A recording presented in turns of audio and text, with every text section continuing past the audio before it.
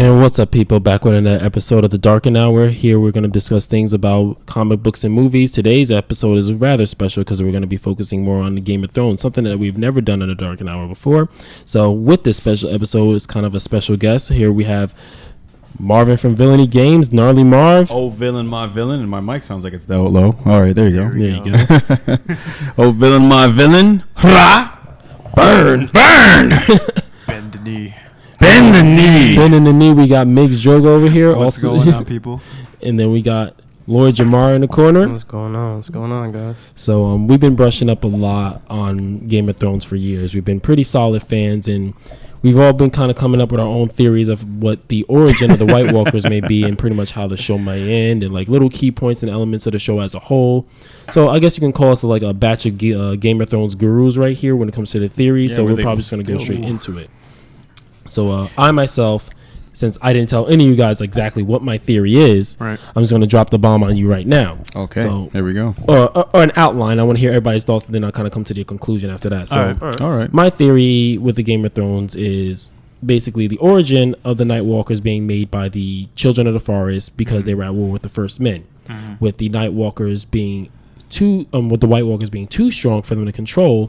The Children of the Forest had to unite with the First Men, thus began the first, what did they call the first night or whatever they call it, like the first Dark Knight or whatever. Night, So when they banded together to defeat the White Walkers, as we saw Jon Snow's drawings in a cage, it Was pushed it his him. drawing? I don't- I'm pretty sure he drew that like 10 minutes before he pulled Daenerys down. Not canonical. It's not canon, but come on, guys. Yeah. He had chalk in his He had pocket. chalk in his pockets, He was that Arthur with the colored pencils Yes, when your aunt yes. doesn't believe in White Walkers. So Oh, look, he can finger paint. So ultimately, my theory with the White Walkers on how, and also how Game of Thrones would end is that, and I'll explain how I get to that point, is how Daenerys will be a Night's Queen. Ooh. And how we need an official Stark as King of the North. Yeah. But we need someone of combination of ice and fire to keep the peace at the wall. So that's pretty much the basis of my theory.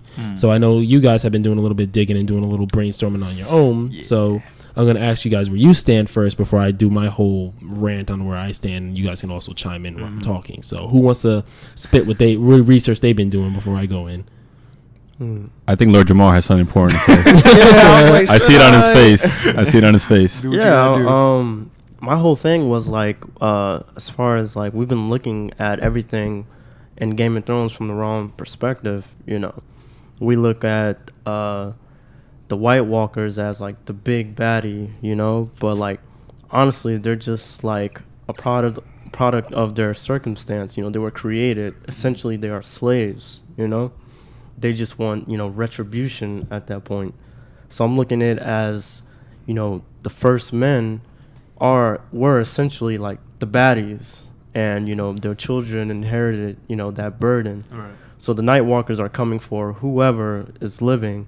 So we look at it like the end game is, you got to view it as the White Walkers aren't like a one-dimensional baddie. They're not just evil looking to convert whatever comes in their path. They're like, they have a mission. That one flashback, I believe it was in season 6, where the Children of the Forest pushed that piece of dragon glass within that guy. It's like, at first you thought, that was the beginning of the White Walker, but there's 3 different breeds, and which I'm about to explain. You have the Night King himself, who I believe was already there. I don't know how he was created, but he was his own entity outside of everything else. The Children of the Forest made the White Walker, which is, the dragon glass combined with the Children of the Forest magic. Right. And then you just have plain whites, which are the zombies. Which the Night King, when he reses you, can you to become a white. You become a white. Yep. So you look at it as there's several third parties going on. You have the ice being like Winterfell, Jon Snow. Then you have the fire of Daenerys. But I want to go back a little further to the actual Night's King, who had his reign for 13 years. His queen was the Night's Queen. So when you said Daenerys becoming the next Night's Queen, I thought of Jon Snow being the next Night King. All right. So now that you mentioned the origin, this is where I come from because that's part of my theory. Because it relates to like where I believe the origin of the White Walkers come. Because we don't know much past Thins, and Thin is I guess the way Westeros is set, because it's a giant continent, but they don't have exactly countries. They just kind of have like regions. So if I would call a region, the Thins have a region. And if you remember the Thins, they're all the guys with all the shaved heads who are cannibals from the beyond the wall. Thins are the last nation before the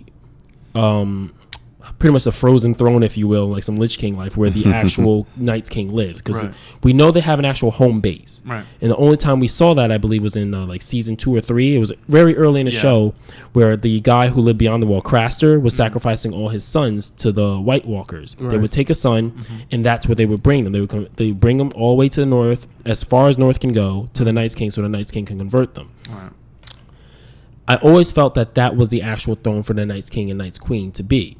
Now, as it goes to the actual first war, like you said, where we saw the mid stage, I guess the mid-tier version of the Night's Walker were created by the Children of the Forest. They run pretty much the same. They're on the same line as Craster's sons, whereas the Night's King himself is a higher being, obviously. One of the first Night's Kings was actually the leader of the Night's Watch, who was a Stark. Oh, really? Yeah. Ironically, it was their like great grandfather Brandon Stark or something like that, and he married a White Walker who was female, and he was the first Night's King. Now, because of this marriage, is how they were able to make peace with the White Walkers, because after the war between the White Walkers and the first men with the Children of the Forest, the White Walkers were pushed back far north, but it's not really explained very much in either the show nor the books, where there was like a peace treaty where the wall was their border. It's like this border will separate us to kind of live in peace. And the way this wall was built was speculated that it was built with the help of as we see them now, as wildlings and giants and such. But this wall would take thousands of years to make if it was just man making this. And we know one thing, that the Night's King himself, the true Night's King, has the power over ice and cold. So it's also believed that he was the one who helped build that wall, because it stretches over that entire like continent across from one edge to the shore to the other edge, where we are going to see tonight is Eastwatch. Like 300 miles, it's 700 feet high. It's 700 feet high and like miles. I forget the exact miles, but yeah, that's as far as that stretches. So everything you're saying is exactly amongst my theory where it comes to like, because ultimately I see it as, because how it's supposed to be is we have 3 different elements. We have a Stark who's supposed to be a warg, because in the books every Stark is a warg. But in the show there's a lot less magic than there is in a book, so every Stark isn't necessarily a full warg, but they have warg tendencies. Hence, when Robb was leading his army south, and they were having their war council, one of the men spoke up against Robb. It was a Karstark's father. The Karstark, was he a Karstark? I forget what he was, but one of them spoke up, and Greywind jumped on the table and attacked and bit his hand off for being disrespectful. Robb didn't do or say anything. Robb just stood there and looked, and then the wolf just went. And there was no reaction, and the wolf just walked back calmly and chilled, and then Robb finished speaking. So that was hints that the Starks have some true connection to their wolves. Or when we go back to Arya, when she found Nymeria. So she wasn't able to work the other wolves, but her wolf is that special bond, and all she has to do is look in the eyes, and Nymeria, this giant, dominant, proud dire wolf, looked at this little girl in the farm, was like, oh. And just walked away. All the little pup wolves stood around in circles, because wolves don't need to surround you in circles. Like, why would they? That was more of a challenge, as if they were entering a skirmish, where like they were a cockfight, like they were the audience, and Nymeria was gonna have to fight against. That was lunchtime. Legit. You feel me? It's like it was a weird way of setting up. So it kind of hints more of the warg powers of the Starks. But since we know most of the Stark children aren't true wargs, we are forced to look at Brandon Stark, who's an actual warg. Unfortunately. The crazy 3-eyed raven. Hold the door. Yeah. So push my cart. We have him as the warg, and then we have him representing ice. You know, King of the North is supposed to marry the king or queen beyond the North. And that's where the White. So our only Stark to become part of White Walkers isn't possible to be wedded with the White Walker, because he is the three-eyed raven now. His destiny is already locked in. Yep. So then we look at something else to unite ice and fire would be Daenerys. Now the reason I'm excluding Jon Snow because he's already that combination to bring peace. Well, we need someone at Castle Black to actually be the throne for the North. And then Winterfell is that in between, and then we have the South Throne, which is King's Landing. Now, King's Landing is neither here nor there because we know the real threat is the White Walkers. Now, like you mentioned, they're not the big baddies that we see them as because we know one thing about George R.R. Martin. He's never as Lord of Rings black and white boring. It is. I can't even call it a gray area because we see black, we see white, we see grays, we see purples, greens, and oranges, shades and in between, and even shades that even colorblind people see. You know, like it's everything that we can ever see. And I fear that this story is going to have a bittersweet ending, whereas Daenerys is going to die as the human she is, immune to fire, but not immune to ice and cold.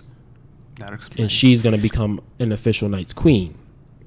Whereas Jon will have to actually be King of the North, like officially King of the North, where he's the only link that saves the denizens of the First Men who are past the Twins, World of Frey, past the Vale and Southern to protect them from should Daenerys go Mad Queen. So who sits on the throne then? Who sits in the Iron Throne? Yeah. In that aspect, it doesn't really matter because when winter comes, it's followed by the White Walkers. So whoever sits on the throne really doesn't matter at this point. But how I see it, if it was to truly end in that aspect, and like we finally get Cersei out of the box and we stop caring about Baratheons because nobody knows where Godry is, I see Tyrion might actually be king. Yeah. And Varys would serve as his hand of the king. No, I can't see that at all. I find it ironic because that was it was the exact opposite of what Varys and Tyrion agreed. They both disagreed with. Yeah. Right. And I find that being the funny, like, because one thing when it comes to Game of Thrones, nothing's just there. Everything they say and do tends to have some kind of message. Hence, let's go leading what you would know about Migs, because you can take a hand of this, is the cat's paw dagger. So I'll let you take into that. So from the notes I've been jotting down for like the past couple hours or whatever, there's a bunch of swords that are Valyrian steel, aka dragonglass, cat paw. My theory for it, since nobody knows where the light bringer is, I think it's like that sword itself, that little dagger that Arya has. I think you should explain the Lightbringer a little bit more because Lightbringer is literally the origin story of the first Night's Queen. Okay, so the Lightbringer is basically one really good sword that's basically can stop the Knightsman, the Night King, I mean. And then after that, they're supposed to be like a legendary hero or whatnot that's supposed to bring it down the Night King and stuff. But there's other swords that split apart that can stop White Walkers and all that. There's the cat paw. There is let me see. You have your notes. Just I know. Is that the sword that he used on the No, it's during that battle? It's actually the dagger. It's actually the dagger that Arya Stark has right now. That's supposed to kill her brother. So what was the sword that Jon Snow was using during that actual battle? It just so happens to be a Valyrian steel. Oh, there's nothing special about that sword. There's nothing epic about it. It's just Valyrian steel. So there's Longclaw, which is Jon Snow's sword. Heart's Bane, which Sam Tully has with him, which he stole from his father. There was Ice, which was Ned Stark's giant claymore, but it got melted down to Oathkeeper and Widow's Wail. And then there's another one that really no one really explained about. The Targaryens had it, and it's called Blackfire. And with that, it's Aegon Targaryen